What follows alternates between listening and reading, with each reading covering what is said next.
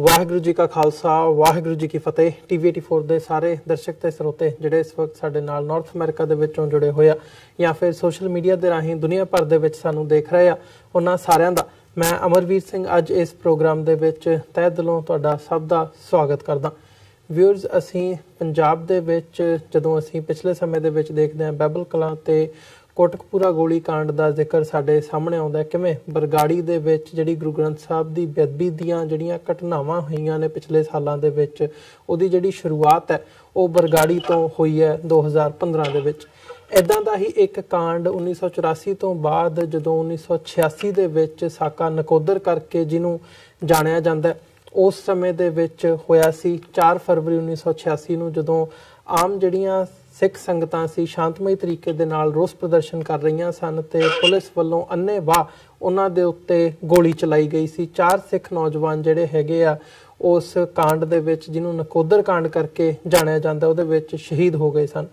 ਇਸ ਵਾਰ ਹੁਣ ਜਿਹੜੀਆਂ ਚੋਣਾਂ ਹੋਣ ਜਾ ਰਹੀਆਂ ਨੇ ਲੋਕ ਸਭਾ ਦੀਆਂ 2019 ਦੀਆਂ, ਪੰਜਾਬ ਦੇ ਵਿੱਚੋਂ ਅਕਾਲੀ ਦਲ ਬਾਦਲ ਵੱਲੋਂ ਦਰਬਾਰਾ ਸਿੰਘ ਗੁਰੂ ਨੂੰ ਫਤਿਹਗੜ੍ਹ ਸਾਹਿਬ ਤੋਂ ਟਿਕਟ ਦਿੱਤੀ ਗਈ ਹੈ। ਦਰਬਾਰਾ ਸਿੰਘ ਗੁਰੂ ਉਸ ਵਕਤ ਜਦੋਂ ਨਕੋਦਰ ਕਾਂਡ ਵਾਪਰਿਆ 1986 ਦੇ ਵਿੱਚ, ਉਸ ਵਕਤ ਉਦੋਂ ਇਹ ਜਲੰਧਰ ਦੇ ਵਿੱਚ ADC ਸਨ ਤੇ ADC ਹੋਣ ਦੇ ਨਾਤੇ ਇਹਨਾਂ ਦੀਆਂ ਜ਼ਿੰਮੇਵਾਰੀਆਂ ਵੀ ਸਨ ਤੇ ਉੱਥੇ ਮੌਜੂਦ ਸੀ। ਜਿਹੜੀ ਇਹਨਾਂ ਦੇ ਉੱਤੇ ਇਲਜ਼ਾਮ ਲੱਗਦੇ ਰਹੇ ਨੇ ਕਿ ਇਹਨਾਂ ਨੇ ਜਾਂਚ ਜਿਹੜੀ ਹੈਗੀ ਹੈ ਪ੍ਰੋਪਰ ਤਰੀਕੇ ਦੇ ਨਾਲ ਉਹ ਨਹੀਂ ਕੀਤੀ। ਸੋ ਜਦੋਂ ਹੁਣ ਬਾਦਲ ਦਲ ਵੱਲੋਂ ਦਰਬਾਰਾ ਸਿੰਘ ਗੁਰੂ ਨੂੰ ਆਪਣਾ ਉਮੀਦਵਾਰ ਐਲਾਨਿਆ ਗਿਆ ਫਤਿਹਗੜ੍ਹ ਸਾਹਿਬ ਤੋਂ, ਤਾਂ ਇਹਦਾ ਜਿਹੜਾ ਵਿਰੋਧ ਹੈਗਾ ਉਹ ਹੋਣਾ ਸ਼ੁਰੂ ਹੋ ਗਿਆ। ਸੋ ਜਿੱਥੇ ਇਹ ਸਾਰੀ ਕਸ਼ਮਕਸ਼ ਚੱਲ ਰਹੀ ਹੈ ਉੱਥੇ ਬਿਆਨਬਾਜ਼ੀਆਂ ਦਾ ਦੌਰ ਵੀ ਹੈ। ਅਸੀਂ ਜਾਣਨ ਦੀ ਕੋਸ਼ਿਸ਼ ਕਰਾਂਗੇ ਕਿ ਦਰਬਾਰਾ ਸਿੰਘ ਗੁਰੂ ਦਾ ਜਿਹੜਾ ਵਿਰੋਧ ਹੈ ਉਹਦੇ ਪਿੱਛੇ ਰੀਜ਼ਨ ਕੀ ਹੈ ਤੇ ਦਰਬਾਰਾ ਸਿੰਘ ਗੁਰੂ ਦਾ ਆਪਣਾ ਜਿਹੜਾ ਰਿਸਪੌਂਡ ਉਹਨਾਂ ਨੇ ਕਿਵੇਂ ਕੀਤਾ ਇਹਨਾਂ ਐਲੀਗੇਸ਼ਨਸ ਨੂੰ, ਉਸ ਬਾਬਤ ਵੀ ਗੱਲਬਾਤ ਕਰਾਂਗੇ। ਸੋ ਜਿਹੜਾ ਨਕੋਦਰ ਕਾਂਡ ਹੋਇਆ ਉਹਦੇ ਵਿੱਚ ਸ਼ਹੀਦ ਹੋਏ ਸਿੰਘ ਸਰਦਾਰ ਰਵਿੰਦਰ ਸਿੰਘ ਲਿੱਤਰਾਂ ਦੇ ਜਿਹੜੇ ਭਰਾਤਾ ਹੈਗੇ ਆ ਇੱਥੇ ਕੈਲੀਫੋਰਨੀਆ ਦੇ ਵਿੱਚ, ਡਾਕਟਰ ਹਰਿੰਦਰ ਸਿੰਘ ਸਾਡੇ ਨਾਲ ਕੈਲੀਫੋਰਨੀਆ ਤੋਂ ਇਸ ਵਕਤ ਫੋਨ ਲਾਈਨ ਤੇ ਮੌਜੂਦ ਨੇ। ਆਓ ਉਹਨਾਂ ਨਾਲ ਅੱਜ ਦੀ ਇਸ ਗੱਲਬਾਤ ਦੀ ਸ਼ੁਰੂਆਤ ਕਰਦੇ ਹਾਂ। ਜੀ ਹਰਿੰਦਰ ਸਿੰਘ ਜੀ, ਤੁਹਾਡਾ ਸਵਾਗਤ ਹੈ। ਵਾਹਿਗੁਰੂ ਜੀ ਕਾ ਖਾਲਸਾ ਵਾਹਿਗੁਰੂ ਜੀ ਕੀ ਫਤਿਹ ਜੀ। ਵਾਹਿਗੁਰੂ ਜੀ ਕਾ ਖਾਲਸਾ ਵਾਹਿਗੁਰੂ ਜੀ ਕੀ ਫਤਿਹ। ਅਮਰਵੀਰ ਜੀ, ਬਹੁਤ ਬਹੁਤ ਧੰਨਵਾਦ ਤੁਹਾਡਾ ਇਸ ਮੁੱਦੇ ਨੂੰ ਅੱਜ ਉਠਾਉਣ ਲਈ TV84 ਤੇ। ਜੀ ਬਿਲਕੁਲ ਹਰਿੰਦਰ ਸਿੰਘ ਜੀ, ਮੈਂ ਜਿਵੇਂ ਗੱਲ ਕੀਤੀ ਹੈ ਤੇ ਜਸਟਿਸ ਗੁਰਨਾਮ ਸਿੰਘ ਦੀ ਜਿਹੜੀ ਰਿਪੋਰਟ ਸੀ ਉਹ ਵੀ ਪਿਛਲੇ ਸਮੇਂ ਦੇ ਵਿੱਚ ਪਬਲਿਕ ਡੋਮੇਨ ਦੇ ਵਿੱਚ ਆ ਗਈ ਹੈ, ਜਿਹਦੇ ਵਿੱਚ ਕਾਫੀ ਜਿਹੜੀਆਂ ਚੀਜ਼ਾਂ ਹੈਗੀਆਂ ਨੇ ਨਕੋਦਰ ਕਾਂਡ ਦੇ ਨਾਲ ਸੰਬੰਧਿਤ ਉਹ ਜੱਗ ਜ਼ਾਹਰ ਹੋਈਆਂ ਨੇ। ਤੇ ਇਹਦੇ ਵਿੱਚ ਜਿਵੇਂ ਦਰਬਾਰਾ ਸਿੰਘ ਗੁਰੂ ਦੀ ਜਿਹੜੀ ਸ਼ਮੂਲੀਅਤ ਹੈਗੀ ਹੈ ਉਹਦੇ ਤੇ ਬੜਾ ਵੱਡਾ ਇਸ ਵਕਤ ਮੀਡੀਆ ਦੇ ਵਿੱਚ ਵੀ ਵਿਚਾਰ ਚਰਚਾ ਚੱਲ ਰਹੀ ਹੈ। ਉਹਨਾਂ ਵੱਲੋਂ ਵੀ ਜਿਹੜਾ ਇਸ ਗੱਲ ਨੂੰ ਨਕਾਰਿਆ ਗਿਆ। ਪਿਛਲੇ ਦਿਨਾਂ ਦੇ ਵਿੱਚ ਇੱਕ TV ਚੈਨਲ ਦੇ ਨਾਲ, ਜਿਹੜੀ TV ਚੈਨਲ ਦੇ ਪੱਤਰਕਾਰ ਦੇ ਨਾਲ ਗੱਲਬਾਤ ਕਰਦਿਆਂ ਉਹਨਾਂ ਨੇ ਇਹ ਗੱਲ ਨਕਾਰੀ ਹੈ ਕਿ ਮੈਂ ਉੱਥੇ ਮੌਜੂਦ ਨਹੀਂ ਸੀ ਤੇ ਮੇਰੀ ਨਕੋਦਰ ਕਾਂਡ ਦੇ ਵਿੱਚ ਕੋਈ ਸ਼ਮੂਲੀਅਤ ਨਹੀਂ ਹੈ। ਮੈਂ ਚਾਹੂੰਗਾ ਤੁਹਾਡਾ ਰਿਸਪੌਂਡ ਲੈਣ ਤੋਂ ਪਹਿਲਾਂ ਜਾਂ ਗੱਲਬਾਤ ਸ਼ੁਰੂ ਕਰਨ ਤੋਂ ਪਹਿਲਾਂ ਜਿਹੜੀ ਸਾਡੀ ਟੈਕਨੀਕਲ ਟੀਮ ਹੈ ਉਹ ਜ਼ਰੂਰ ਇੱਕ ਵਾਰ ਜਿਹੜੀ ਉਹ ਆਡੀਓ ਹੈਗੀ ਹੈ ਉਹ ਸਾਡੇ ਦਰਸ਼ਕਾਂ ਦੀ ਕਚਹਿਰੀ ਦੇ ਵਿੱਚ ਰੱਖ ਦਈਏ। ਅਸੀਂ ਖਰੜ ਦੇ ਵਿਧਾਇਕ ਕੰਵਰ ਸੰਧੂ ਵੱਲੋਂ ਲਾਈਵ ਹੋ ਕੇ ਇੱਕ ਇਲਜ਼ਾਮ ਲਗਾਇਆ ਗਿਆ ਜੀ ਤੁਹਾਡੇ ਤੇ ਕਿ ਨਕੋਦਰ ਕਾਂਡ ਜਦੋਂ ਹੋਇਆ ਸੀ ਉਦੋਂ ਤੁਸੀਂ ਪ੍ਰੋਪਰ ਜਿਹੜੀ ਹੈ ਕਾਰਵਾਈ ਨਹੀਂ ਕੀਤੀ। ਇਹਨੇ ਵੀ ਕਾਰਵਾਈ ਕੀਤੀ ਜਦੋਂ ਬਤੌਰ DC ਸੀਗੇ ਜੀ ਉਸ ਟਾਈਮ ਤੁਸੀਂ ਨਕੋਦਰ ਦੇ ਵਿੱਚ 1986 2 ਫਰਵਰੀ 1986 ਨੂੰ ਜਿਹੜਾ ਨਕੋਦਰ ਕਾਂਡ ਹੋਇਆ ਸੀ ਉਸ ਮੁਤਲਕ ਉਹਨਾਂ ਨੇ ਤੁਹਾਡੇ ਤੇ ਦੋਸ਼ ਲਾਏ ਨੇ ਕਿ ਤੁਸੀਂ ਉਸ ਟਾਈਮ DC ਸੀਗੇ ਤੇ ਉਦੋਂ ਤੁਸੀਂ ਕੋਈ ਕਾਰਵਾਈ ਨਹੀਂ ਕੀਤੀ। ਹਾਂਜੀ, ਮੈਂ ਤਾਂ DC ਹੈ ਨਹੀਂ ਸੀ ਉੱਥੇ। ਸੋ ਜਿਵੇਂ ਭਾਈ ਸਾਹਿਬ ਤੁਸੀਂ ਦੇਖਿਆ ਕਿ ਦਰਬਾਰਾ ਸਿੰਘ ਗੁਰੂ ਦਾ ਸਪਸ਼ਟ ਸ਼ਬਦਾਂ ਦੇ ਵਿੱਚ ਇਹ ਕਹਿਣਾ ਹੈ ਕਿ ਮੈਂ ਉਦੋਂ ਉਸ ਵਕਤ ਉੱਥੇ DC ਹੀ ਹੈ ਨਹੀਂ ਸੀ। ਸੋ ਤੁਸੀਂ ਕਿਵੇਂ ਸਮਝਦੇ ਹੋ ਇਸ ਸਾਰੇ ਪਾਰਟ ਨੂੰ, ਜਦੋਂ ਰਿਪੋਰਟ ਦੇ ਵਿੱਚ ਜਿਹੜੀਆਂ ਸਾਰੀਆਂ ਗੱਲਾਂ ਨੇ ਜੱਗ ਜ਼ਾਹਰ ਹੋ ਚੁੱਕੀਆਂ ਨੇ, ਤੁਸੀਂ ਕਿਵੇਂ ਮਹਿਸੂਸ ਕਰਦੇ ਹੋ ਇਸ ਵਕਤ? ਹਾਂਜੀ, ਇਹ ਜੀ ਜਿਹੜਾ ਇਹਨਾਂ ਨੇ ਜਵਾਬ ਦਿੱਤਾ ਨਾ, ਉਸ ਵੇਲੇ ਅਜੇ ਜਿਹੜੀ ਜਸਟਿਸ ਗੁਰਨਾਮ ਸਿੰਘ ਕਮਿਸ਼ਨ ਦੀ ਰਿਪੋਰਟ ਆ ਉਹ ਜਨਤਕ ਨਹੀਂ ਸੀ ਹੋਈ ਅਜੇ ਜੀ। ਇਹ ਇਹਨਾਂ ਨੂੰ ਗਲੋਬਲ ਪੰਜਾਬ TV ਵਾਲਿਆਂ ਨੇ ਕਾਲ ਕੀਤੀ ਸੀਗੀ ਉਦੋਂ, ਤੇ ਇਹਨਾਂ ਨੇ ਕਿਹਾ ਸੀਗਾ, ਇਹਨਾਂ ਨੇ ਤਾਂ ਸਿਰਫ ਬਲੈਂਕਟ ਰਿਫਿਊਜ਼ਲ ਕਰ ਦਿੱਤੀ ਕਿ ਮੈਂ ਤਾਂ ਉੱਥੇ ਹੈ ਹੀ ਨਹੀਂ ਸੀਗਾ ਮੈਂ ਉਸ ਵੇਲੇ। ਤੇ ਫਿਰ ਉਸ ਤੋਂ ਬਾਅਦ ਜਿਹੜਾ ਸੀਗਾ ਪੱਤਰਕਾਰਾਂ ਨੇ ਉਸ ਮੌਕੇ ਦੇ ਜਿਹੜੇ ਡਾਕੂਮੈਂਟ ਸੀਗੇ ਜਿਹੜੇ ਪ੍ਰੂਵ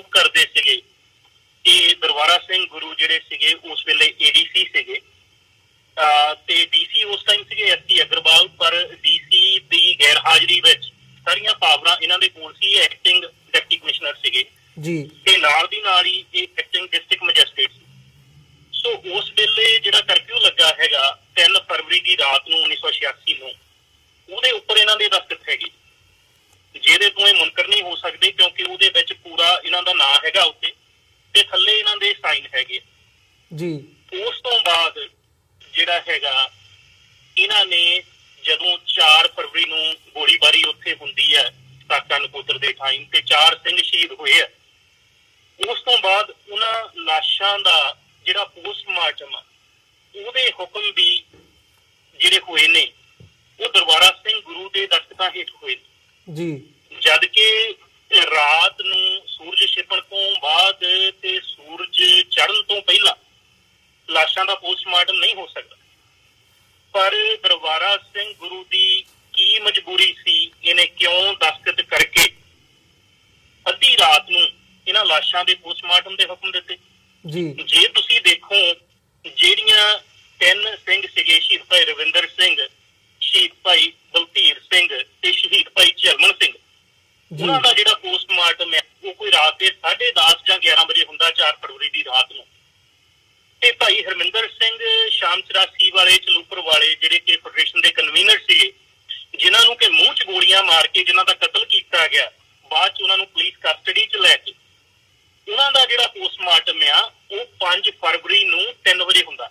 ਮਤਲਬ 4 ਫਰਵਰੀ ਦੀ ਰਾਤ ਨੂੰ 5 ਫਰਵਰੀ ਦੀ ਸਵੇਰ ਨੂੰ ਤੜਕੇ 3 ਵਜੇ ਹੁੰਦਾ। ਤੁਸੀਂ ਉਹਨਾਂ ਦੀ ਜਿਹੜੀ ਪੋਸਟਮਾਰਟਮ ਰਿਪੋਰਟ ਆ ਉਹਦੇ ਵਿੱਚ ਦੇਖ ਸਕਦੇ ਹੋ ਜੀ। ਜਿਹੜੇ ਇਹਨਾਂ ਨੇ ਲਾਸ਼ਾਂ ਦੇ ਪੋਸਟਮਾਰਟਮ ਕਰਨ ਦੇ ਹੁਕਮ ਦਿੱਤੇ ਉਹ ਤੁਸੀਂ ਦੇਖ ਸਕਦੇ ਹੋ। ਜਿਹੜੇ ਇਹਨਾਂ ਨੇ ਉਸ ਵੇਲੇ ਕਰਫਿਊ ਲਾਇਆ ਉੱਤੇ ਇਹਨਾਂ ਦੇ ਦਸਤਖਤ ਦੇਖ ਸਕਦੇ ਹੋ। ਤੇ ਇਹ ਤੁਸੀਂ ਕਿਵੇਂ ਕਹਿ ਸਕਦੇ ਹੋ, ਕਿਉਂਕਿ ਤੁਸੀਂ ਇਹਨਾਂ ਨੂੰ ਹੁਣੇ ਆਨਲਾਈਨ ਸੁਣਿਆ ਔਨ ਦਾ ਰੈਕਡ ਕਿ ਮੈਂ ਤੇ ਉੱਥੇ ਡੀਸੀ ਨਹੀਂ ਸੀਗਾ ਜੀ, ਮੈਂ ਤੇ ਉੱਥੇ ਏਡੀਸੀ ਹੈ ਹੀ ਨਹੀਂ ਸੀ। ਹੁਣ ਜਿਹੜਾ ਬੰਦਾ ਬਿਲਕੁਲ ਮੁਨਕਰ ਹੋ ਸਕਦਾ ਸਾਰਾ ਕੁਝ ਕਰਕੇ ਉਸ ਤੋਂ ਬਾਅਦ, ਤੇ ਤੁਸੀਂ ਇਹ ਦੇਖ ਸਕਦੇ ਹੋ ਵੀ ਕਿੰਨਾ ਕੁ ਸੱਚਾ ਸੁੱਚਾ ਹੈ ਉਹ ਬੰਦਾ, ਜਿਹਨੂੰ ਕਿ ਸ਼੍ਰੋਮਣੀ ਅਕਾਲੀ ਦਲ ਜਿਹੜਾ ਹੈਗਾ, ਮੈਂ ਉਹਨੂੰ ਅਕਾਲੀ ਦਲ ਮੰਨਦਾ ਨਹੀਂ, ਸ਼੍ਰੋਮਣੀ ਮੈਂ ਤੈਨੂੰ ਬਾਦਲ ਦਲ ਹੀ ਮੰਨਦਾ ਜੀ। ਉਹਨਾਂ ਨੇ ਇਹੋ ਜਿਹਾ ਦਾਗੀ ਉਮੀਦਵਾਰ ਜਿਹੜਾ ਕਿ ਸਾਕਾ ਨਕੋਦਰ ਨਾਲ ਸਿੱਧੇ ਤੌਰ ਤੇ ਸੰਬੰਧਿਤ ਆ, ਉਹਨੂੰ ਟਿਕਟ ਦਿੱਤੀ। ਤੇ ਟਿਕਟ ਵੀ ਕਿੱਥੋਂ ਦਿੱਤੀ? ਫਤਿਹਗੜ੍ਹ ਸਾਹਿਬ ਤੋਂ, ਜਿਹੜੀ ਸਾਡੀ ਸ਼ਹੀਦਾਂ ਦੀ ਧਰਤੀ ਹੈ, ਜਿੱਥੇ ਸਾਡੇ ਸਾਹਿਬਜ਼ਾਦੇ ਜ਼ੋਰਾਵਰ ਸਿੰਘ ਤੇ ਫਤਿਹ ਸਿੰਘ 7 ਤੇ 9 ਸਾਲ ਦੀ ਉਮਰ 'ਚ ਸ਼ਹੀਦ ਕੀਤੇ ਗਏ ਜੀ। ਉਸ ਧਰਤੀ ਤੋਂ, ਉਸ ਪਵਿੱਤਰ ਧਰਤੀ ਤੋਂ ਇਹਨਾਂ ਨੇ ਉਹਨੂੰ ਟਿਕਟ ਦਿੱਤੀ। ਉਸ ਤੋਂ ਬਾਅਦ ਜਿਹਨੇ ਇਹ ਰਿਪੋਰਟ ਘੱਟੇ ਰੋਲੀ, ਜਿਹੜਾ ਅਟਵਾਲ, ਚਰਨਜੀਤ ਅਟਵਾਲ, ਹੀ ਵਾਸ ਦਾ ਸਪੀਕਰ ਬੈਕ ਇਨ 2001, ਜਦੋਂ ਇਹ ਰਿਪੋਰਟ ਜਿਹੜੀ ਹੈਗੀ ਆ ਬਹੁਤ ਚੋਰੀ ਛਿਪੇ ਰੱਖੀ ਗਈ ਉੱਥੇ। ਇਹ ਜਿਹੜਾ ਸੀਗਾ 2001 'ਚ ਉਹਨਾਂ ਨੂੰ ਇਹਨਾਂ ਨੇ ਦਿੱਤੀ ਜਲੰਧਰ ਤੋਂ ਸੀ। ਤੇ ਦਰਬਾਰਾ ਗੁਰੂ ਜਿਹੜਾ ਕਿ ਡਾਇਰੈਕਟਲੀ ਇਨਵੋਲਵਡ ਸੀਗਾ ਇਸ ਕੇਸ ਦੇ ਨਾਲ, ਜਿਹਦਾ ਰੋਲ ਬਹੁਤ ਦਾਗੀ ਆ ਇਹਦੇ ਸੰਬੰਧ 'ਚ, ਔਰ ਜੇ ਤੂੰ ਮੁਨਕਰ ਹੋ ਰਿਹਾ ਆਪਣੇ ਰੋਲ ਤੋਂ, ਉਹ ਬਿਲਕੁਲ ਇੱਥੇ ਇਹਦੇ ਵਿੱਚ ਇਨਵੋਲਵ ਸੀਗਾ ਜੀ। ਤੇ ਜਿਹੜੀਆਂ ਜਸਟਿਸ ਗੁਰਨਾਮ ਸਿੰਘ ਰਿਪੋਰਟ ਬਾਰੇ ਵੀ ਅਸੀਂ ਥੋੜੀ ਜਿਹੀ ਵਿਸਥਾਰ ਦੇ ਨਾਲ ਗੱਲਬਾਤ ਕਰ ਲਈਏ, ਉਸ ਬਾਬਤ ਵੀ ਗੱਲ ਨਹੀਂ ਹੋ ਸਕੀ, ਜਿੱਥੇ ਦਰਬਾਰਾ ਸਿੰਘ ਗੁਰੂ ਦਾ ਇਹਦੇ ਵਿੱਚ ਨਾਮ ਆਉਂਦਾ। ਤੁਸੀਂ ਅਟਵਾਲ ਦੀ ਗੱਲ ਕੀਤੀ ਹੈ, ਇਜ਼ਹਾਰ ਆਲਮ ਜਿਹੜੇ ਕਿ ਪੁਲਿਸ ਆਫਿਸਰ ਰਹੇ ਨੇ, ਉਹਨਾਂ ਅਕਾਲੀ ਦਲ ਦੇ ਵੀ ਉੱਚ ਅਹੁਦੇਦਾਰ ਰਹੇ ਆ। ਸੋ ਇਹ ਸਾਰੇ ਪਾਰਟ ਨੂੰ ਜਦੋਂ ਬਰੀਕੀ ਦੇ ਨਾਲ ਦੇਖਿਆ ਜਾਂਦਾ ਹੈ ਤੇ ਕੀ ਇਹ ਗੱਲ ਕਹੀ ਜਾ ਸਕਦੀ ਹੈ ਵੀ ਜਿਨ੍ਹਾਂ ਲੋਕਾਂ ਦੀ ਨਕੋਦਰ ਕਾਂਡ ਦੇ ਵਿੱਚ ਜਾਂ ਅਦਰਵਾਈਜ਼ ਇਹ ਸਾਰੇ ਪਾਰਟ ਨੂੰ ਮੁੱਖ ਰੱਖਦੇ ਆ ਜਿਨ੍ਹਾਂ ਦੀ ਸ਼ਮੂਲੀਅਤ ਸੀ, ਅਕਾਲੀ ਦਲ ਬਾਦਲ ਵੱਲੋਂ ਉਹਨਾਂ ਨੂੰ ਸ਼ੀਲਡ ਕੀਤਾ ਗਿਆ, ਉਹਨਾਂ ਨੂੰ ਬਚਾਇਆ ਗਿਆ? ਬਿਲਕੁਲ ਜੀ, ਬਿਲਕੁਲ ਸਾਫ਼ ਹੈ ਜੀ। ਦੇਖੋ ਜੀ, ਇਹ ਜਿਹੜੀ ਰਿਪੋਰਟ ਜਿਹੜੀ ਹੈਗੀ ਹੈ, ਇਹ ਜਿੱਦਾਂ 4 ਫਰਵਰੀ 1986 ਨੂੰ ਇਹ ਜਿਹੜਾ ਸਾਕਾ ਨਕੋਦਰ ਵਾਪਰਦਾ ਹੈ, ਉਸ ਤੋਂ ਬਾਅਦ ਜਸਟਿਸ ਗੁਰਨਾਮ ਸਿੰਘ ਕਮਿਸ਼ਨ ਜਿਹੜਾ ਉਹ ਬਣਦਾ, ਉਹ ਵੀ ਬਹੁਤ ਦਬਾਅ ਹੈ, ਕਿਉਂਕਿ ਜਿਹੜੇ ਬਾਅਦ 'ਚ ਸਪੀਕਰ ਬਣੇ ਆ ਸਰਜੀਤ ਸਿੰਘ ਮਨਹਾਸ, ਤੇ ਉਸ ਵੇਲੇ ਦੇ ਅਕਾਲੀ MLA ਸਰਦਾਰ ਕੁਲਦੀਪ ਸਿੰਘ ਵਡਾਲਾ ਤੇ ਸੁਰਿੰਦਰਪਾਲ ਸਿੰਘ ਖੰਮਣਵਾਲ, ਤੇ ਉੱਥੇ ਦੇ ਇਲਾਕੇ ਤੇ ਬਹੁਤ ਜ਼ਿਆਦਾ ਦਬਾਅ ਪਿਆ। ਥਾਣੇ ਦੇ ਬਾਹਰ ਦਿਖ ਰਿਹਾ ਜਿੰਨੀ ਦੇਰ ਤੱਕ ਜਸਟਿਸ ਗੁਰਨਾਮ ਸਿੰਘ ਦੀ, ਜਾਂ ਉਹਨਾਂ ਨੇ ਉਸ ਵੇਲੇ ਕਿਹਾ ਸੀਗਾ ਕਿ ਹਾਈ ਕੋਰਟ ਦੇ ਜੱਜ ਤੋਂ ਜਿਹੜੀ ਇਹਦੀ ਜਾਂਚ ਕਰਾਵਾਂਗੇ, 3 ਮਹੀਨਿਆਂ ਦੀ ਇਹਦੀ ਰਿਪੋਰਟ ਦੇਵਾਂਗੇ ਜੀ। ਉਸ ਤੋਂ ਬਾਅਦ ਜਿਹੜਾ ਜਸਟਿਸ ਗੁਰਨਾਮ ਸਿੰਘ ਕਮਿਸ਼ਨ ਬਣਦਾ ਜੀ। ਜਸਟਿਸ ਗੁਰਨਾਮ ਸਿੰਘ ਕਮਿਸ਼ਨ ਜਿਹੜਾ ਹੈਗਾ ਉਹ ਆਪਣੀ ਜਿਹੜੀ ਰਿਪੋਰਟ ਹੈਗੀ ਆ ਉਹ ਪੰਜਾਬ ਸਰਕਾਰ ਨੂੰ 31 ਅਕਤੂਬਰ 1986 ਨੂੰ ਦੇ ਦਿੰਦਾ ਜੀ। 31 ਅਕਤੂਬਰ 1986 ਤੋਂ ਲੈ ਕੇ 2001 ਤੱਕ ਉਹ ਜਿਹੜੀ ਰਿਪੋਰਟ ਹੈਗੀ ਆ ਉਹ ਕਿਤੇ ਵੀ ਨਹੀਂ ਰੱਖੀ ਜਾਂਦੀ। ਪਰ ਜਦੋਂ 96 ਤੇ 97 ਦੀਆਂ ਚੋਣਾਂ ਹੁੰਦੀਆਂ ਨੇ ਉਦੋਂ ਵੱਡੇ ਬਾਦਲ ਉੱਥੇ ਨਕੋਦਰ ਚ ਆਉਂਦੇ ਨੇ ਔਰ ਨਕੋਦਰ ਚ ਇਹ ਪ੍ਰੋਮਿਸ ਕਰਦੇ ਨੇ ਕਿ ਅਸੀਂ ਜਿਹੜੇ ਸਾਕਾ ਨਕੋਦਰ ਦਾ ਜਿਹੜੇ ਕਾਤਲ ਨੇ ਜਿਨ੍ਹਾਂ ਨੇ ਇਹ ਕਤਲ ਕੀਤੇ ਨੇ ਅਸੀਂ ਉਹਨਾਂ ਨੂੰ ਸਜ਼ਾਵਾਂ ਦਿਵਾਵਾਂਗੇ। ਪਰ ਉਹਨਾਂ ਨੂੰ ਸਜ਼ਾਵਾਂ ਦਿਵਾਉਣ ਦੀ ਬਜਾਏ ਇਹਨਾਂ ਨੇ ਤਾਂ ਉਹਨਾਂ ਨੂੰ ਤਰੱਕੀਆਂ ਦਿੱਤੀਆਂ ਜੀ। ਉਹ ਚਾਹੇ ਅਜਹਾਰ ਆਲਮ ਹੋਵੇ ਤੇ ਚਾਹੇ ਦਰਬਾਰਾ ਗੁਰੂ ਹੋਵੇ। ਉਸ ਤੋਂ ਬਾਅਦ ਇਹਨਾਂ ਨੇ ਦਰਬਾਰਾ ਗੁਰੂ ਨੂੰ ਆਪਣਾ ਪ੍ਰਿੰਸੀਪਲ ਸਕੱਤਰ ਬਣਾਇਆ। ਅਜਹਾਰ ਆਲਮ ਨੂੰ ਇਹਨਾਂ ਨੇ 2011 ਚ ਟਿਕਟ ਦਿੱਤੀ ਜੀ। ਉਦੋਂ 25ਵੀਂ ਵਰ੍ਹੇਗੰਢ ਸੀਗੀ ਜੀ ਸਾਕਾ ਨਕੋਦਰ ਦੇ ਸ਼ਹੀਦਾਂ ਦੀ। ਬਹੁਤ ਜ਼ਿਆਦਾ ਅਪੋਜ਼ ਹੋਇਆ। ਉਦੋਂ ਅਪੋਜ਼ ਹੋਣ ਤੇ ਇਹਨਾਂ ਨੇ ਟਿਕਟ ਉਹਦੀ ਜਿਹੜੀ ਸੀਗੀ ਘਰ ਵਾਲੀ ਨੂੰ ਦੇ ਦਿੱਤੀ, ਮਲੇਰਕੋਟਲੇ ਤੋਂ MLA ਦੀ ਜੀ। ਇਸੇ ਤਰੀਕੇ ਨਾਲ ਹੀ ਇਹਨਾਂ ਨੇ ਜਿਹੜਾ ਦਰਬਾਰਾ ਗੁਰੂ ਆ ਇਹਨੂੰ ਪਹਿਲਾਂ ਇਹਨਾਂ ਨੇ ਆਪਣਾ ਪ੍ਰਿੰਸੀਪਲ ਸਕੱਤਰ ਬਣਾਇਆ। ਉਸ ਤੋਂ ਬਾਅਦ ਇਹਨਾਂ ਨੇ ਉਹਨੂੰ MLA ਦੀ ਟਿਕਟ ਦਿੱਤੀ 2 ਵਾਰ ਔਰ 2 ਵਾਰੀ ਇਹ ਬੰਦਾ ਹਰਿਆ। ਉਸ ਤੋਂ ਬਾਅਦ ਹੁਣ ਤੀਜੀ ਵਾਰੀ ਜਿਹੜੀ ਹੈਗੀ ਆ ਇਹਨਾਂ ਨੇ ਇਹਨੂੰ ਪਾਰਲੀਮੈਂਟ ਦੀ ਟਿਕਟ ਦਿੱਤੀ ਹੈ। ਪਰ ਕਮਿੰਗ ਬੈਕ ਟੂ ਜਿਹੜੀ ਜਸਟਿਸ ਗੁਰਨਾਮ ਸਿੰਘ ਦੀ ਇਨਕੁਆਇਰੀ ਹੈ ਕਿ 2001 ਚ ਜਦੋਂ ਚਰਨਜੀਤ ਸਿੰਘ ਅਟਵਾਲ ਜਿਹੜੇ ਜਲੰਧਰ ਤੋਂ ਨੇ ਉਹ ਉਸ ਵੇਲੇ ਸਪੀਕਰ ਸੀਗੇ, ਸਪੀਕਰ ਆਫ ਦਾ ਹਾਊਸ, ਇਹਨਾਂ ਨੇ ਜਿਹੜੀ ਰਿਪੋਰਟ ਹੈਗੀ ਆ 5 ਮਾਰਚ 2001 ਨੂੰ ਚੁੱਪ ਚਪੀਤੇ ਹੌਲੀ ਦੇਣੀ ਵਿਧਾਨ ਸਭਾ ਚ ਚੋਰੀ ਛਿੱਪੇ ਰੱਖ ਦਿੱਤੀ ਜੀ। ਜਦੋਂ ਆਪਾਂ ਉਸ ਵੇਲੇ ਦਾ ਰਿਕਾਰਡ ਦੇਖਦੇ ਆ ਤੇ ਉਸ ਦਿਨ ਵਿਧਾਨ ਸਭਾ ਚ ਕਾਰਵਾਈ ਕੋਈ ਨਹੀਂ ਹੋਈ। ਦੂਸਰੀ ਗੱਲ, ਇਹਨਾਂ ਨੇ ਜਿਹੜੀ ਰਿਪੋਰਟ ਆ ਉਹ ਰੱਖੀ item number 27, that was the last item on agenda that day। ਅਖੀਰਲੀ 3ਵੀਂ ਆਈਟਮ ਰੱਖਤੀ ਇਹਨਾਂ ਨੇ। ਤੇ ਉਸ ਤੋਂ ਬਾਅਦ ਜਿਹੜਾ ਸੀਗਾ ਇਹ ਕਿਉਂਕਿ ਇਹ ਕਹਿੰਦੇ ਜੀ ਰਿਪੋਰਟ ਵਿਧਾਨ ਸਭਾ ਚ ਛਾਇਆ ਹੋਈ ਹੈ। ਜੋ ਸੰਵਿਧਾਨ ਕਹਿੰਦਾ ਕਿ ਜਦੋਂ ਰਿਪੋਰਟ ਵਿਧਾਨ ਸਭਾ ਦੀ ਸਲੀਬ ਤੇ ਰੱਖੀ ਜਾਂਦੀ ਆ ਤੇ ਉਹਦੇ ਨਾਲ ਐਕਸ਼ਨ ਟੇਕਨ ਰਿਪੋਰਟ ਨਾਲ ਹੋਣੀ ਚਾਹੀਦੀ। ਇਹ ਜਿਹੜੀ ਰਿਪੋਰਟ ਆ ਜਦੋਂ ਹੁਣ ਇਹਦਾ ਹਿਸਾਬ ਕਿਤਾਬ ਮੰਗਿਆ ਤੇ ਜਦੋਂ ਇਹ ਬਾਹਰ ਨਿਕਲੀ ਆ ਇਹਦੇ ਤੇ ਤਾਂ ਕੋਈ ਗੱਲਬਾਤ ਹੀ ਨਹੀਂ ਹੋਈ। ਤੇ ਜਿਸ ਦਿਨ ਇਹਨਾਂ ਨੂੰ ਚਰਨਜੀਤ ਅਟਵਾਲ ਨੂੰ ਜਲੰਧਰ ਪੱਤਰਕਾਰਾਂ ਨੇ ਪੁੱਛਿਆ ਕਿ ਤੁਸੀਂ ਉਸ ਵੇਲੇ ਸਰ ਸਪੀਕਰ ਸੀ 2001 ਚ ਜਦੋਂ ਇਹ ਰਿਪੋਰਟ ਛਾਇਆ ਹੋਈ ਆ ਤੇ ਤੁਸੀਂ ਦੱਸੋ ਵੀ ਇਹ ਰਿਪੋਰਟ, ਉਹ ਕਹਿੰਦੇ ਜੀ ਉਹ ਤਾਂ 18 ਸਾਲ ਹੋ ਗਿਆ, ਸਾਨੂੰ ਤਾਂ ਇਹਦੇ ਬਾਰੇ ਕੋਈ ਯਾਦ ਨਹੀਂ ਹੈਗਾ। ਤੇ ਉਹਨਾਂ ਦੇ ਬੇਟੇ ਨੇ ਇਹ ਕਿਹਾ ਕਿ ਜਿਹੜਾ ਹੈਗਾ ਸਪੀਕਰ ਨੂੰ ਤੇ ਕੋਈ ਪਤਾ ਹੀ ਨਹੀਂ ਹੁੰਦਾ ਵੀ ਰਿਪੋਰਟ ਕਿਹੜੀ ਰੱਖੀ ਜਾਣੀ ਕਿਹੜੀ ਨਹੀਂ ਰੱਖੀ ਜਾਣੀ। ਔਰ ਜਿਹੜਾ ਇਸ ਹਲਕੇ ਦੀ ਗੱਲ ਕਰੋ, ਇਹਨਾਂ ਨੂੰ ਇਹ ਨਹੀਂ ਪਤਾ ਕਿ ਨਕੋਦਰ ਸ਼ਹਿਰ ਜਿਹੜਾ ਉਹ ਜਲੰਧਰ ਹਲਕੇ ਚ ਆਉਂਦਾ ਜੀ। ਉਸ ਤੋਂ ਬਾਅਦ ਜਦੋਂ ਪੱਤਰਕਾਰਾਂ ਨੇ ਉਹਨਾਂ ਨੂੰ ਯਾਦ ਦਿਵਾਇਆ ਕਿ ਜਿਹੜੀ ਰਿਪੋਰਟ ਆ ਉਹ ਐਕਸ਼ਨ ਟੇਕਨ ਰਿਪੋਰਟ ਜਿਹੜੀ ਆ ਇਹਦੇ ਨਾਲ ਕੋਈ ਰੱਖੀ ਨਹੀਂ ਗਈ, ਤੇ ਸਪੀਕਰ ਸਾਹਿਬ ਦਾ ਜਵਾਬ ਇਹ ਸੀਗਾ ਕਿ ਐਕਸ਼ਨ ਟੇਕਨ ਰਿਪੋਰਟ ਤੋਂ ਬਿਨਾਂ ਤਾਂ ਰਿਪੋਰਟ ਰੱਖੀ ਨਹੀਂ ਜਾ ਸਕਦੀ। ਸੋ ਮੇਰਾ ਸਵਾਲ ਇਹਨਾਂ ਨੂੰ ਇਹ ਆ ਕਿ ਜਿਹੜਾ ਦਰਬਾਰਾ ਸਿੰਘ ਗੁਰੂ ਆ ਜਿਹੜਾ ਕਹਿੰਦਾ ਕਿ ਰਿਪੋਰਟ ਮੇਰੀ ਜੇਬ 'ਚ ਆ, ਮੇਰੇ ਫੋਨ 'ਚ ਆ, ਰਿਪੋਰਟ ਮੇਰੀ ਕਾਰ 'ਚ ਆ, ਇਹ ਦੱਸਣ ਕਿ ਉਹਦੇ ਤੇ ਕੀ ਨੋਟਿੰਗ ਆ ਸਪੀਕਰ ਦੀ, ਸਪੀਕਰ ਨੇ ਕੀ ਲਿਖਿਆ, ਜੇ ਉਹ ਵਿਧਾਨ ਸਭਾ 'ਚ ਰੱਖੀ ਗਈ ਆ ਉੱਤੇ ਕੀ ਬਹਿਸ ਹੋਈ, ਕਿਹਨੇ ਕੀ ਕਿਹਾ। ਉਸ ਤੋਂ ਬਾਅਦ ਉਹਦੇ ਨਾਲ ਕੋਈ ਐਕਸ਼ਨ ਟੇਕਨ ਰਿਪੋਰਟ ਇਹਨਾਂ ਨੇ ਰੱਖੀ ਆ।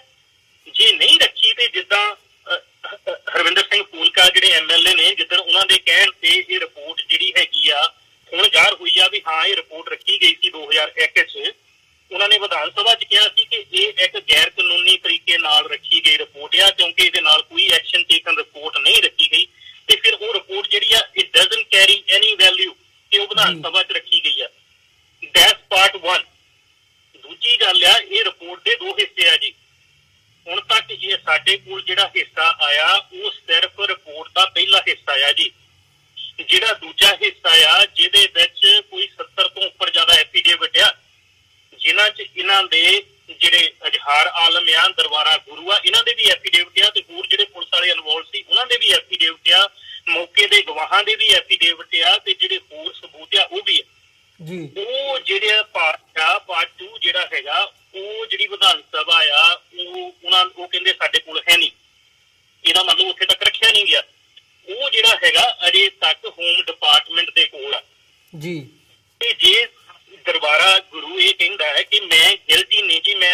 ਇਨਵੋਲਡ ਨਹੀਂ ਸੀ ਤੇ ਉਹ ਉਸ ਵੇਲੇ ਦਾ district magistrate C. District magistrate the law and order situation ਦੀ ਸਾਰੀ ਜ਼ਿੰਮੇਵਾਰੀ ਡਿਸਟ੍ਰਿਕਟ ਮੈਜਿਸਟ੍ਰੇਟ ਦੀ ਆ ਜੀ। How can he escape this response? ਉਹ ਦੱਸੇ ਵੀ ਜੇ ਉਹ ਨਹੀਂ ਸੀ ਤੇ ਫਿਰ ਕੌਣ ਗਿਲਟੀ ਆ, ਕੌਣ ਦੋਸ਼ੀ ਆ? ਉਹ ਥੋੜਾ ਚਾਨਣਾ ਪਾਵੇ ਵੀ ਇਜ਼ਹਾਰ ਆਲਮ ਦਾ ਉਹ ਰੋਲ ਕੀ ਸੀ, ਜਿਹੜਾ ਉਹ ਕਹਿੰਦਾ ਕਿ ਮੈਂ ਉੱਥੋਂ 1 ਕਿਲੋਮੀਟਰ ਦੂਰ ਥਾਣੇ 'ਚ ਬੈਠਾ ਸੀ ਤੇ ਉਹ ਡੈਲੀਬਰੇਟਲੀ ਜਾਣ ਬੁੱਝ ਕੇ ਉੱਥੋਂ ਪਰੇ ਗਏ ਹੋਣਗੇ। ਇਹ ਤਾਂ ਇਹ ਦੱਸਣਗੇ ਨਾ। ਜਦੋਂ ਅੱਗੇ ਤੱਕ ਇਹਨਾਂ ਦਾ ਪੂਰਾ ਰੋਲ ਜਿਹੜਾ ਹੈਗਾ ਉਹ ਸਾਹਮਣੇ ਨਹੀਂ ਆਇਆ, ਕੋਈ ਸਪੈਸ਼ਲ ਇਨਵੈਸਟੀਗੇਸ਼ਨ ਟੀਮ ਨਹੀਂ ਬਣੀ, ਜਿਹੜੇ ਦੂਜੇ ਤੱਥ ਆ ਉਹ ਅਜੇ ਤੱਕ ਲੁਕੇ ਹੋਏ ਨੇ। ਇਹਨਾਂ ਦਾ ਪੂਰਾ ਰੋਲ ਕੀ ਆ ਉਹ ਅਜੇ ਬਾਹਰ ਨਹੀਂ ਆਇਆ। ਜਦੋਂ ਬਾਹਰ ਆਊਗਾ ਫਿਰ ਪਤਾ ਲੱਗੂਗਾ ਕਿ ਇਹਨਾਂ ਦਾ ਕੀ ਦੋਸ਼ ਆ। ਇਹ ਜਿਹੜੀ ਰਿਪੋਰਟ ਜਿਹੜੀ ਹੈਗੀ ਇੰਨੇ ਸਾਲ ਕਿਉਂ ਨੱਪੀ ਗਈ? ਹੁਣ 2001 ਤੋਂ ਬਾਅਦ ਵੀ ਵੀਰ ਜੀ 18 ਸਾਲ ਲੱਗ ਗਏ ਵਿਧਾਨ ਸਭਾ 'ਚ ਪਤਾ ਕਰਨ ਲਈ ਵੀ ਇਹ ਤਾਂ ਰਿਪੋਰਟ 2001 ਦੀ ਇੱਥੇ ਪਈ ਆ ਵਿਧਾਨ ਸਭਾ 'ਚ, ਕੋਈ ਵੀ ਲੈ ਸਕਦਾ ਸੀ ਜੀ। ਪੰਜਾਬ ਦੇ 117 MLA ਆ, ਕਿਸੇ ਵੀ MLA ਨੂੰ ਇਸ ਗੱਲ ਦਾ ਪਤਾ ਸੀ ਜਾਂ ਕਿਸੇ ਵੀ MLA ਨੇ ਇਹਦੇ ਬਾਰੇ ਕੁਝ ਦੱਸਿਆ? ਜਾਂ ਇਹ ਜਿਹੜੀ ਰਿਪੋਰਟ ਆ ਉਧਰ ਤੱਕ ਕਿਸੇ ਨੂੰ ਪਤਾ ਸੀ ਕਿ ਇਹ ਵਿਧਾਨ ਸਭਾ 'ਚ ਸੀ? ਹਾਂਜੀ ਪਤਾ ਸੀਗੀ, ਪਰ ਉਹ ਸਿਰਫ ਵੱਡੇ ਬਾਦਲ ਤੇ ਛੋਟੇ ਬਾਦਲਾਂ ਨੂੰ ਪਤਾ ਸੀ। ਉਹ ਜਿਹੜੇ ਦਰਬਾਰਾ ਗੁਰੂ ਤੇ ਇਜ਼ਹਾਰ ਆਲਮ ਜਿਹੜੇ ਬੰਦੇ ਇਹਦੇ ਵਿੱਚ ਐਕਚੁਅਲੀ ਜ਼ਿੰਮੇਵਾਰ ਸੀਗੇ ਇਸ ਕਾਂਡ ਲਈ, ਉਹਨਾਂ ਨੂੰ ਪਤਾ ਸੀ ਤੇ ਇਸੇ ਕਰਕੇ ਉਹਨਾਂ ਨੇ ਚੁੱਪ ਚਪੀਤੇ ਰੱਖੀ, ਪਰ ਹੋਰ ਕਿਸੇ ਬੰਦੇ ਨੂੰ ਇਹਦੇ ਬਾਰੇ ਕੋਈ ਪਤਾ ਨਹੀਂ ਸੀ ਜੀ। ਔਰ 33 ਸਾਲ ਲੱਗ ਗਏ ਆਪਾਂ ਨੂੰ ਉਹ ਰਿਪੋਰਟ ਲੈਣ ਨੂੰ। ਤੇ ਹੁਣ ਜਿਹੜਾ ਇਹ ਮਸਲਾ ਹੈਗਾ ਉਹ ਹੁਣ ਹਾਈ ਕੋਰਟ 'ਚ ਹੈਗਾ। ਹਾਈ ਕੋਰਟ ਨੇ ਅਗਲੀ ਤਰੀਕ ਪਾਈ ਆ ਕਿਉਂਕਿ ਹਾਈ ਕੋਰਟ ਨੇ ਇਹਦਾ ਪਾਰਟ 2 ਮੰਗਿਆ ਤੇ ਹੁਣ ਦੇਖੋ ਵੀ ਅਗਲੀ ਤਰੀਕ ਤੇ ਜਿਹੜੀ ਹਾਈ ਕੋਰਟ ਆ ਉਹ ਕੀ ਕਰਦੀ ਹੈਗੀ ਜੀ। ਬਿਲਕੁਲ, ਜਿਹੜੀ ਇਹ ਅਪ੍ਰੈਲ ਦੇ ਵਿੱਚ ਹੈਗੀ ਆ ਹਾਈ ਕੋਰਟ ਦੇ ਵਿੱਚ ਜਿਹੜੀ ਤਰੀਕ ਹੈ ਤੇ ਆਉਣ ਵਾਲਾ ਸਮਾਂ ਦੱਸੇਗਾ ਕਿ ਗੱਲ ਕਿੱਧਰ ਨੂੰ ਜਾਂਦੀ ਹੈ। ਪਰ ਜਿਵੇਂ ਤੁਸੀਂ ਦੱਸ ਰਹੇ ਹੋ ਕਿ ਰਿਪੋਰਟ ਪਬਲਿਕ ਡੋਮੇਨ ਦੇ ਵਿੱਚ ਲਿਆਉਣ ਦੇ ਲਈ ਹੀ ਜਿਹੜੇ 33 ਸਾਲ ਲੱਗ ਗਏ ਆ। ਸੋ ਅੱਜ ਦੀ ਜੇ ਗੱਲ ਕਰਨੀ ਹੋਵੇ ਇਹ ਸਾਰੇ ਘਟਨਾਕ੍ਰਮ ਜਿਹੜਾ ਜ਼ਿਆਦਾ ਇਸ ਵਕਤ ਚੋਣਾਂ ਦਾ ਮਾਹੌਲ ਵੀ ਹੈ, ਜਿਹੜੀ ਪੋਲਿਟਿਕਸ ਹੈਗੀ ਹੈ, ਉਹਨੂੰ ਤੁਸੀਂ ਕਿਵੇਂ ਦੇਖਦੇ ਹੋ ਕਿ ਇਹ ਸਾਰੇ ਪਾਰਟ ਦਾ ਹੁਣ ਮੀਡੀਆ ਦੇ ਵਿੱਚ ਵੀ ਦਰਬਾਰਾ ਸਿੰਘ ਗੁਰੂ ਦੇ ਉੱਤੇ ਇਲਜ਼ਾਮ ਤਰਾਸ਼ੀ ਹੋ ਰਹੀ ਹੈ? ਪਹਿਲਾਂ ਜਿਹੜੀ ਖਡੂਰ ਸਾਹਿਬ ਤੋਂ ਬਾਦਲ ਦਲ ਵੱਲੋਂ ਕੈਂਡੀਡੇਟ ਜਿਨ੍ਹਾਂ ਨੂੰ ਐਲਾਨਿਆ ਗਿਆ ਬੀਬੀ ਜਗੀਰ ਕੌਰ, ਉਹਨਾਂ ਦੇ ਕਿਰਦਾਰ ਦੇ ਉੱਤੇ ਕਿਵੇਂ ਉਹਨਾਂ ਦੀ ਕਨਵਿਕਸ਼ਨ ਹੋਈ ਹੈ, ਪਹਿਲਾਂ ਉਹਨਾਂ ਨੂੰ ਲੈ ਕੇ ਵੀ ਕਾਫੀ ਜਿਹੜੀ ਇਲਜ਼ਾਮਬਾਜ਼ੀ ਹੈਗੀ ਹੈ ਉਹ ਹੋ ਰਹੀ ਹੈ। ਸੋ ਤੁਹਾਨੂੰ ਲੱਗਦਾ ਵੀ ਇਹ ਸਾਰੇ ਪਾਰਟ ਦਾ ਜਿਹੜਾ ਨੁਕਸਾਨ ਹੈ ਉਹ ਅਕਾਲੀ ਦਲ ਬਾਦਲ ਨੂੰ ਇਸ ਵਕਤ ਹੋ ਸਕਦਾ ਹੈ? ਇਹ ਤੇ ਜੀ ਹੁਣ ਉੱਥੇ ਦੇ ਜਿਹੜੇ ਵੋਟਰ ਆ ਨਾ ਜੀ ਉਹਨਾਂ ਤੇ ਡਿਪੈਂਡ ਕਰਦਾ ਹੈ ਕਿ ਕਿਹਨੂੰ, ਕਿਉਂਕਿ ਆਪਾਂ ਤੇ ਉਹਨਾਂ ਨੂੰ ਜਿਹੜੀ ਅਸਲੀਅਤ ਆ ਜਾਂ ਫੈਕਟਸ ਜਿਹੜੇ ਹੈਗੇ ਆ ਉਹ ਲੋਕਾਂ ਦੇ ਸਾਹਮਣੇ ਨੇ। ਇਹਨਾਂ ਦੀ ਜਿਹੜੀ ਬਾਦਲ ਦਲ ਦੀ ਜਿਹੜੀ ਇਨਵੋਲਵਮੈਂਟ ਹੈਗੀ ਆ, ਚਾਹੇ ਉਹ ਬਰਗਾੜੀ ਸਾਕਾ ਹੋਵੇ, ਚਾਹੇ ਬਹਿਬਲ ਕਲਾਂ ਸਾਕਾ ਹੋਵੇ, ਚਾਹੇ 1978 ਦਾ ਵਿਸਾਖੀ ਦਾ ਸਾਕਾ ਹੋਵੇ, ਚਾਹੇ 1986 ਦਾ ਸਾਕਾ ਨਕੋਦਰ ਹੋਵੇ, ਇਹ ਸਾਰੀਆਂ ਚੀਜ਼ਾਂ ਜਗਜਾਰ ਹੋ ਚੁੱਕੀਆਂ ਨੇ। ਇਹ ਸਾਰਾ ਕੁਝ ਜਗਜਾਰ ਹੋ ਚੁੱਕਾ ਕਿ ਇਹ ਜਿੰਨੇ ਵੀ ਬੰਦੇ ਜੋ ਸਿੱਖਾਂ ਦੇ ਕਾਤਲ ਨੇ ਉਹਨਾਂ ਦੀ ਇਹਨਾਂ ਨੇ ਪੁਸ਼ਤਪਨਾਹੀ ਕੀਤੀ। ਇਹਨਾਂ ਨੇ ਤਾਂ ਇਹਨਾਂ ਨੂੰ ਜਿਹੜੇ ਇਜ਼ਹਾਰ ਆਲਮ ਆ ਤੇ ਦਰਬਾਰਾ ਸਿੰਘ ਗੁਰੂ, ਇਹਨਾਂ ਨੂੰ ਤਾਂ ਇਹਨਾਂ ਨੇ ਆਪਣੇ ਸੀਨੀਅਰ ਮੀਤ ਪ੍ਰਧਾਨ ਬਣਾਇਆ ਅਕਾਲੀ ਦਲ ਦੇ, ਤੇ ਉਹ ਇਹਦੇ ਤੋਂ ਲੁਕਿਆ ਹੋਇਆ ਕਿ ਆਲਮ ਸੈਨਾ ਬਣਾ ਕੇ ਇਜ਼ਹਾਰ ਆਲਮ ਨੇ ਕਿੰਨੇ ਬੱਚਿਆਂ ਦਾ ਕਤਲ ਕੀਤਾ। ਤੇ ਦਰਬਾਰਾ ਗੁਰੂ ਉਹ ਜਿਹੜੀ ਗੁਰੂ ਗ੍ਰੰਥ ਸਾਹਿਬ ਯੂਨੀਵਰਸਿਟੀ ਆ ਉਹਦਾ ਸਕੱਤਰ ਜਨਰਲ ਲਾਇਆ ਗਿਆ ਉਹਨੂੰ, ਤੇ ਉਹ ਬੰਦਾ ਤੁਸੀਂ ਆਪ ਦੇਖਿਆ ਕਿ ਹੁਣ ਉਹ ਕਹਿੰਦਾ ਜੀ ਮੈਂ ਤੇ ਇਹਦੇ ਚ ਇਨਵੋਲਡ ਹੀ ਨਹੀਂ। ਇੰਨਾ ਝੂਠ, ਮਤਲਬ ਤੁਸੀਂ ਇਹ ਦੇਖੋ ਵੀ ਆਪਣੀ ਜਿਹੜਾ ਬੰਦਾ ਉੱਥੇ ਹੁਣ ਉਹ ਫਿਕਸ ਹੋ ਗਿਆ ਵੀ ਹਾਂ ਉੱਥੇ ਸੀਗਾ ਕਿ ਰਿਪੋਰਟ ਬਾਹਰ ਆ ਗਈ ਆ, ਤੇ ਹੁਣ ਉਹ ਕਹਿੰਦਾ ਕਿ ਮੈਂ ਉਸ ਜਗ੍ਹਾ ਨਹੀਂ ਸੀ, ਮੈਂ ਉਦੋਂ ਪਰੇ ਸੀ। ਆਹ ਇਹਨਾਂ ਬੰਦਿਆਂ ਦਾ ਚਰਿੱਤਰ ਆ, ਆਹ ਇਹਨਾਂ ਬੰਦਿਆਂ ਦਾ ਕਰੈਕਟਰ ਆ, ਤੇ ਇਹਨਾਂ ਬੰਦਿਆਂ ਨੂੰ ਜੇ ਮੋਹਰੇ ਲਿਆਉਣਗੇ ਜਿਹੜੇ ਬਾਦਲ ਆ ਤੇ ਫਿਰ ਇਹਨਾਂ ਨੂੰ ਆਪੇ ਹੁਣ ਜਿਹੜੀਆਂ ਚੋਣਾਂ ਹੈਗੀਆਂ ਇਹਨਾਂ 'ਚ ਪਤਾ ਲੱਗ ਜੂਗਾ ਵੀ ਕਿੱਥੇ ਖੜੇ। ਹੁਣ ਬੀਬੀ ਜਗੀਰ ਕੌਰ ਦੀ ਤੁਸੀਂ ਗੱਲ ਕੀਤੀ ਹੈ, ਜਾਂ ਚਰਨਜੀਤ ਅਟਵਾਲ ਦੀ ਗੱਲ ਕੀਤੀ ਹੈ, ਜਾਂ ਦਰਬਾਰਾ ਗੁਰੂ ਦੀ ਗੱਲ ਕੀਤੀ ਹੈ, ਇਹ ਜਿਹੜੇ ਬੰਦੇ ਨੇ ਜੇ ਇਹੋ ਜਿਹੇ ਇਹਨਾਂ ਦੇ ਕੋਲ ਉਮੀਦਵਾਰ ਨੇ ਜਿਹੜੇ ਕਿ ਸਿੱਖ ਵਿਰੋਧੀ ਨੇ, ਤੇ ਫਿਰ ਆਪਾਂ ਇਹਨਾਂ ਤੋਂ ਕੀ ਆਸ ਰੱਖ ਸਕਦੇ ਹਾਂ? ਇਹ ਤਾਂ ਉੱਥੇ ਦੇ ਜਿਹੜੇ ਸਿੱਖ ਹੈਗੇ ਆ ਉਹਨਾਂ ਨੂੰ ਪੂਰਾ ਇਹਨਾਂ ਦਾ ਜਿਹੜਾ ਦੇਖ ਕੇ ਵੀ ਇਹਨਾਂ ਦਾ ਕੀ ਕਿਰਦਾਰ ਹੈਗਾ ਉਸ ਦੇ ਬਾਅਦ ਜਿਹੜੀਆਂ ਹੈਗੀਆਂ ਆਪਣੀਆਂ ਵੋਟਾਂ ਪਾਉਣੀਆਂ ਚਾਹੀਦੀਆਂ, ਤੇ ਬਾਕੀ ਮਈ 'ਚ ਨਤੀਜੇ ਸਾਹਮਣੇ ਆ ਜਾਣਗੇ ਤੇ ਅਕਾਲੀ ਦਲ ਬਾਦਲ ਨੂੰ ਵੀ ਪਤਾ ਲੱਗ ਜੂਗਾ ਵੀ ਇਹ ਕਿੱਥੇ ਖੜੇ ਨੇ। ਜੀ ਬਿਲਕੁਲ। ਸੋ ਭਾਈ ਸਾਹਿਬ ਮੈਂ ਤੁਹਾਡਾ ਧੰਨਵਾਦ ਬਹੁਤ-ਬਹੁਤ, ਤੁਸੀਂ ਆਪਣਾ ਸਮਾਂ ਕੱਢ ਕੇ ਸਾਡੇ ਨਾਲ ਵਿਚਾਰਾਂ ਦੀ ਸਾਂਝ ਪਾਈ ਹੈ ਤੇ ਵਿਸਥਾਰ ਦੇ ਨਾਲ ਜਿਹੜੀ ਇਹ ਜਾਣਕਾਰੀ ਹੈਗੀ ਹੈ ਤੁਸੀਂ ਆਪਣੇ ਪਰਸਪੈਕਟਿਵ ਤੋਂ ਸਾਡੇ ਨਾਲ ਸਾਂਝੀ ਕੀਤੀ ਹੈ। ਸੋ ਅੱਜ ਦੇ ਸ਼ੋਅ ਦੇ ਵਿੱਚ ਇੱਥੇ ਇਜਾਜ਼ਤ ਚਾਹਾਂਗੇ ਜੀ। ਬਹੁਤ ਬਹੁਤ ਧੰਨਵਾਦ ਤੁਹਾਡਾ। ਫਤਿਹ ਦੀ ਸਾਂਝ ਪਾਈ ਹੈ ਅੰਤ ਦੇ ਵਿੱਚ। ਵਾਹਿਗੁਰੂ ਜੀ ਕਾ ਖਾਲਸਾ, ਵਾਹਿਗੁਰੂ ਜੀ ਕੀ ਫਤਿਹ। ਵਾਹਿਗੁਰੂ ਜੀ ਕਾ ਖਾਲਸਾ, ਵਾਹਿਗੁਰੂ ਜੀ ਕੀ ਫਤਿਹ। ਅਮਰਵੀਰ ਜੀ ਵਿਊਅਰਸ, ਉਮੀਦ ਕਰਦੇ ਹਾਂ ਅੱਜ ਦੀ ਇਹ ਸਾਡੀ ਜਿਹੜੀ ਗੱਲਬਾਤ ਸੀ ਤੁਹਾਨੂੰ ਜ਼ਰੂਰ ਪਸੰਦ ਆਈ ਹੋਵੇਗੀ। ਸੋ ਜਾਂਦੇ ਜਾਂਦੇ ਤੁਹਾਡੇ ਚਰਨਾਂ ਦੇ ਵਿੱਚ ਬੇਨਤੀ ਵੀ ਹੈ, ਇਸ ਪਲੇਟਫਾਰਮ ਨੂੰ ਅੱਗੇ ਵਧਾਉਣ ਦੇ ਲਈ ਸਾਨੂੰ ਤੁਹਾਡੀ ਸਹਾਇਤਾ ਦੀ ਲੋੜ ਹੈ। TV84 ਨੂੰ ਡੋਨੇਟ ਕਰਨ ਦੇ ਲਈ ਤੁਸੀਂ ਸਾਡੀ ਵੈਬਸਾਈਟ www.tv84.tv ਤੇ ਜਾ ਕੇ ਸਾਨੂੰ ਡੋਨੇਟ ਕਰ ਸਕਦੇ ਹੋ ਤੇ ਮੰਥਲੀ ਡੋਨੇਸ਼ਨਸ ਦੇ ਲਈ ਪਲੇਜ ਕਰ ਸਕਦੇ ਹੋ। ਜੇ ਚੈੱਕ ਰਾਹੀਂ ਡੋਨੇਸ਼ਨਸ ਭੇਜਣੀਆਂ ਚਾਹੁੰਦੇ ਹੋ ਤਾਂ TV84 ਦੇ ਨਾਂ ਦਾ ਚੈੱਕ ਬਣਾ ਕੇ ਤੁਸੀਂ ਸਾਨੂੰ ਸਾਡੇ ਐਡਰੈਸ ਤੇ ਮੇਲ ਕਰ ਸਕਦੇ ਹੋ। 3601 37th Avenue, Long Island City, New York 11101। Website ਇੱਕ ਵਾਰ ਫੇਰ ਦੱਸਦੇ ਹਾਂ www.tv84.tv। ਇਸੇ ਦੇ ਨਾਲ ਵਿਊਅਰਸ ਅਸੀਂ ਅੱਜ ਦੇ ਪ੍ਰੋਗਰਾਮ ਦੇ ਵਿੱਚ ਇੱਥੇ ਹੀ ਤੁਹਾਡੇ ਕੋਲੋਂ ਇਜਾਜ਼ਤ ਚਾਹਾਂਗੇ। ਦੁਬਾਰਾ ਫੇਰ ਕੱਲ ਨੂੰ ਤੁਹਾਡੇ ਨਾਲ ਮੁਲਾਕਾਤ ਹੋਵੇਗੀ। ਤਦ ਤੱਕ ਲਈ ਇਜਾਜ਼ਤ ਦਿਓ ਜੀ। ਵਾਹਿਗੁਰੂ ਜੀ ਕਾ ਖਾਲਸਾ, ਵਾਹਿਗੁਰੂ ਜੀ ਕੀ ਫਤਿਹ।